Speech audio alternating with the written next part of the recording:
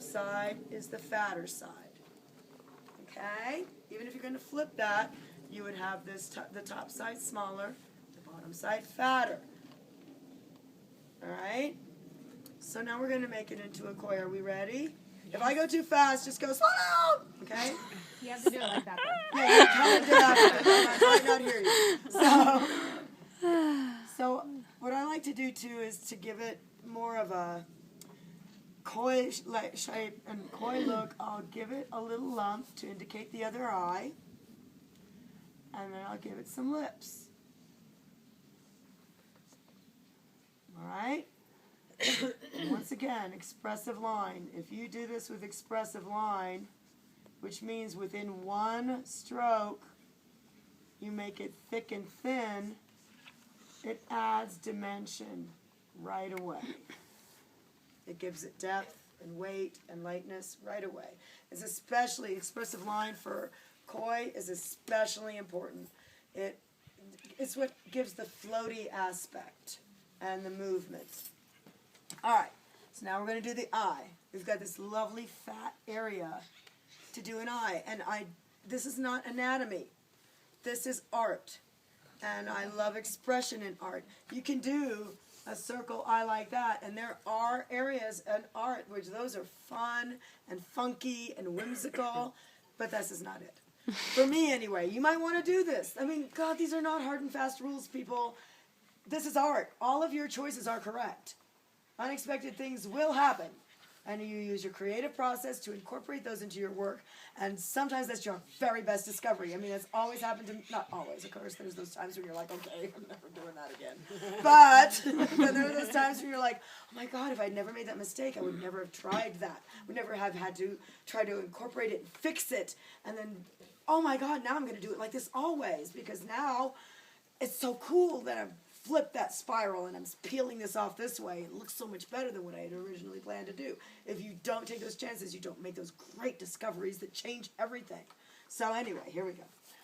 Eye. I always do an anthropomorphic eye.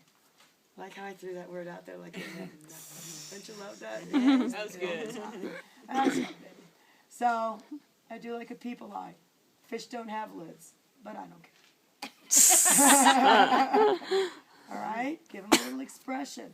And the eyes should kind of follow the shape of the face. All right? You don't even have to finish it. You do a little shading, which is really craptastic with these stupid markers. But there you go. There's your eye. And I don't know about you, but I really like whiskers on a fish. And then, so you just do a little lazy bit of business. Right? And then, okay, those are nice lines. These are better lines.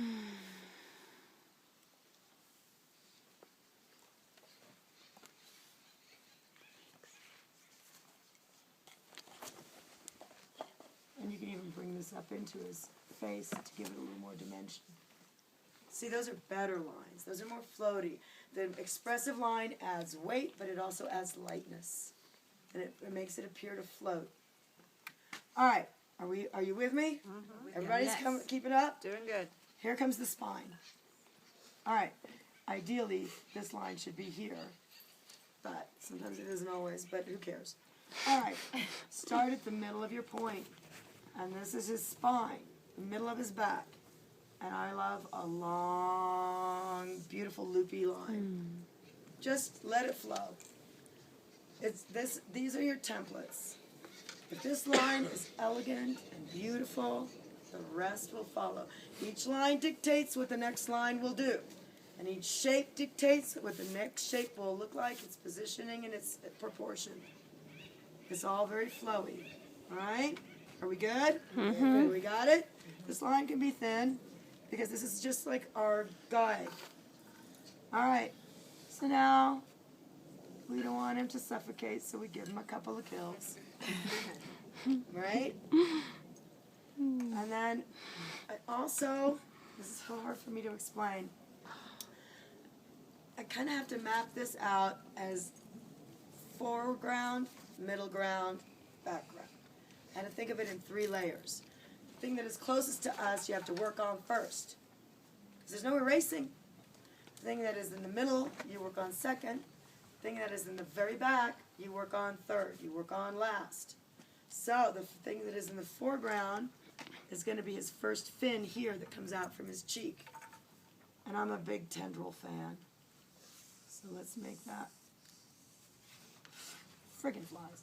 Make that a really fun tendril. A nice, loopy, lazy, thick, thin, floaty bit of business. Okay? And then if it's not loopy and lazy enough, add a little bit more. Alright? And then we're going to follow, once again, here's our template. We're going to follow this around. Do another one.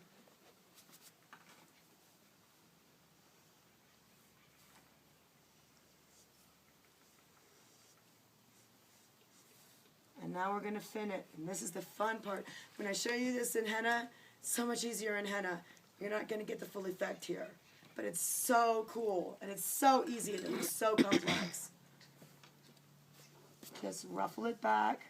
Make your ruffles uneven. Evenness is not, nothing here is even. It has a beautiful rhythm and a pattern.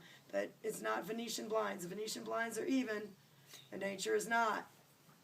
Once you start making it all even, it starts to look flat and static. It loses its life, you know? So these desperately need to be thick and thin. So just let your cone flow. You know what I mean? Squiggle it out. Be fearless. I mean, nobody's going to die. Right? It's going to be fine. Okay? Now we're going to, since we're working with the fin, we're going to I'm going to try to explain using this, but when we do it later in demo form with the cone, it's going to be much easier to see. I go in and you just kind of make note of all your squiggles, and you choose randomly, but you know you'll develop a pattern. You'll develop a pattern. Make all of your shading lines feathery and light, and they follow once again. Oh, this freaking marker. They follow the template of your original line. And they don't just come this way all like this. They fan from a point, and the point is very seldom here, it's usually up here. Okay? It's never right here against your edge that it's touching and emanating from. It's usually somewhere way back here. Okay? And then you don't do it completely across. You pick and choose. Pick and choose. See, they're all kind of coming up to here. They end separate here, but they probably meet at the eyeball or somewhere out here. Okay? So you kind of pick and choose where you want these little bits. You leave a little white space in between. Pick and choose where you want your shading to come. And then you come back. This is the magic part.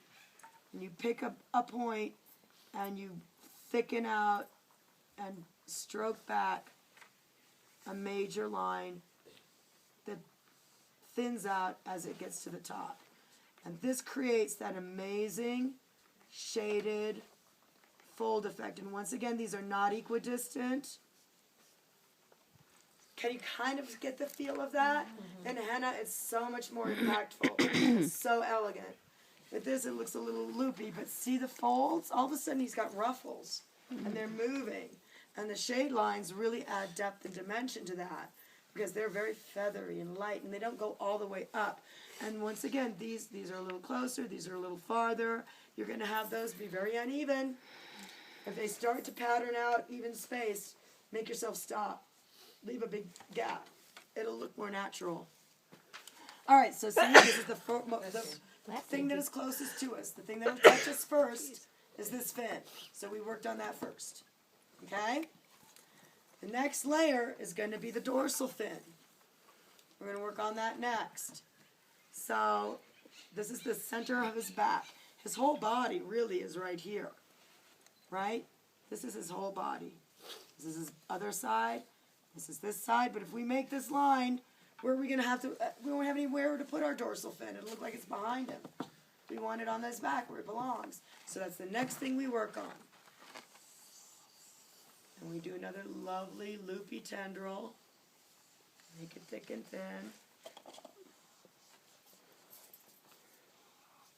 All right. Okay. You got it? Take your time. Oh, these flies, I think they're, I think this is what their reason for being is. They're never so happy as when they're making us miserable. I can feel it, honest to God. The more I want to kill them, the more like, oh, bliss. I'm so happy. Oh, I'm so glad. I swear, they were trying to eat my eyes yesterday, okay? You can't get nothing done. I'm so glad. Okay. So glad we're recording this. I need a copy.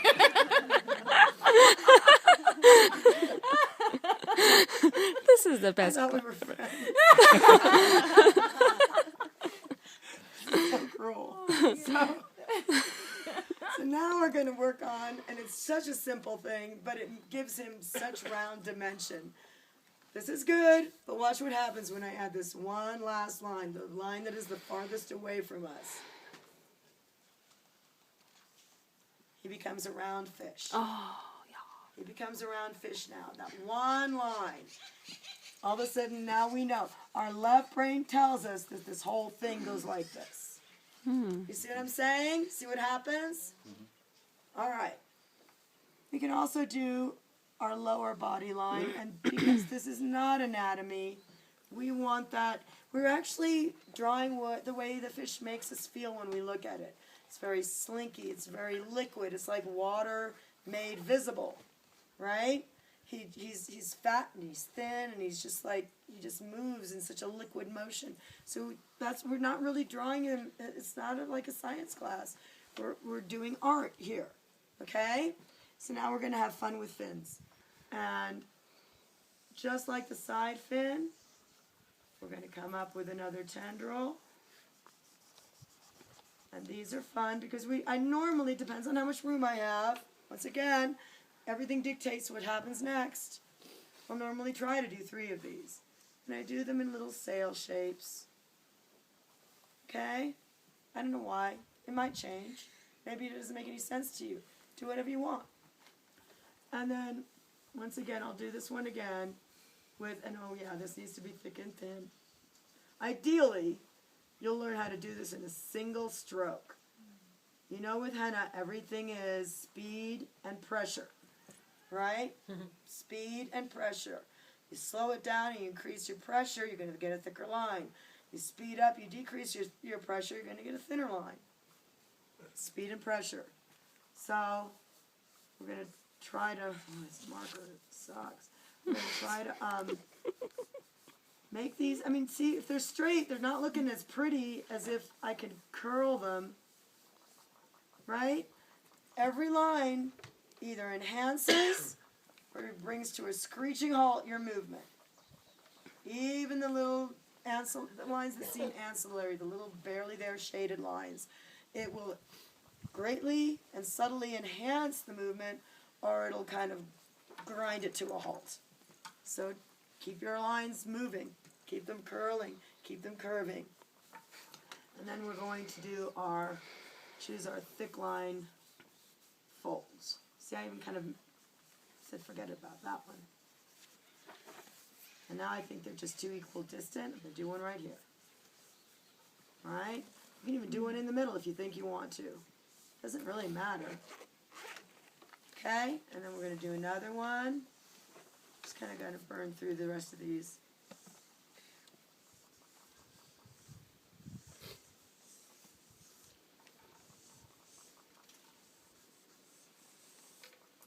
Okay? Now for every fin, do you do the double tendril in front of it? I try. If I don't have room, I don't do it.